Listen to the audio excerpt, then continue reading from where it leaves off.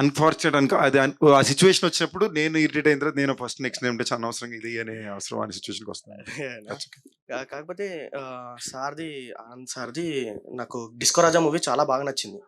అంటే ఇప్పుడు హిట్ కాకపోయినా కూడా కొన్ని రోజులైన తర్వాత హిట్ అవుతుంది. లైక్ యుగానికి ఒకటి మూవీ లాగా కొన్ని రోజులైన తర్వాత కంపల్సరీ అది హిట్ అవుతుంది అని అయితే నాకైతే హార్డ్లీ ఉంది.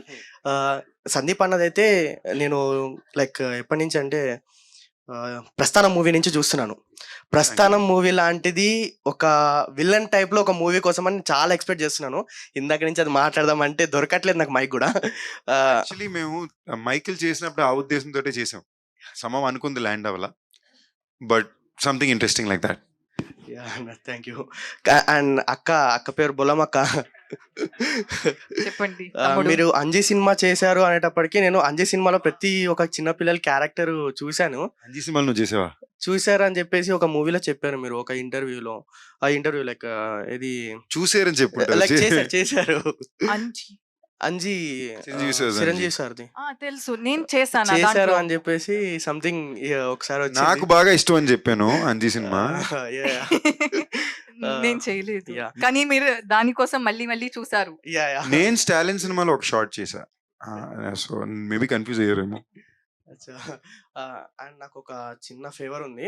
లైక్ సందీప్ అన్నతోటి అది స్క్వాడ్ ఇచ్చినట్టు ఒక బాహుబలి రేంజ్ లో ఒకసారి హిట్ కొట్టినందుకు ఒక బాహుబలి రేంజ్ లో ఇస్తారు కదా, సేమ్ ఒకసారి అట్లా ఇవ్వాలని ఒక కోరిక ఉంది. కెనయానా అది స్టిక్ ఉంది కానీ స్టిక్ ని ఒకసారి బాహుబలి రేంజ్ లో ఒక కత్తి ఇస్తారు కదా రాజుకి, సో అలా ఒక వీడియో చేయొచ్చా అని చేయొచ్చా అని. సందీప్ అన్న, నిన్ను ఒక మాస్ లుక్ లో చూడాలని ఉందన్న. నన్ను ఉందా కావ్య గారి కోసం ఒక డైలాగ్ అన్న. పూజ కోసం పువ్వు, నా కోసం నువ్వు, ఒక్కసారి నవ్వు కావ్య, అదే మన love. I love you. Love you two. అయ్యయ్యో అన్న, ఇంపార్టెంట్ క్వశ్చన్ అన్న, మర్చిపోయా. సూపర్ స్టార్ మహేష్ బాబు గురించి, ఎన్టీఆర్ అన్న గురించి ఒక్క వర్డ్ చెప్పన్నా. అండ్ వాళ్ళ క్వాలిటీస్ ఏమైనా తీసుకోవాలంటే ఏది పికప్ చేసుకుంటావు? మహేష్ గారు ఎప్పుడు ఆయన కెరియర్లో మీరు ఒక కైండ్ ఆఫ్ ఫిల్మ్ని రిపీట్ చేయలేదు. ఎప్పుడు చాలా ఇన్నోవేటివ్ ఫిల్మ్స్ ఆయన కెరియర్ మొత్తం చేస్తూనే వచ్చారు through his career. That is the quality I really like about him. వేరే ఎప్పుడు కూడా ఆయన ఏదో ఒక కొత్త రకం కథని బ్యాక్ చేసుకుంటూనే వచ్చారు ఆ కాలంలోనే. That's something I really like about him. And NTR గారిలో I really like his range as an actor.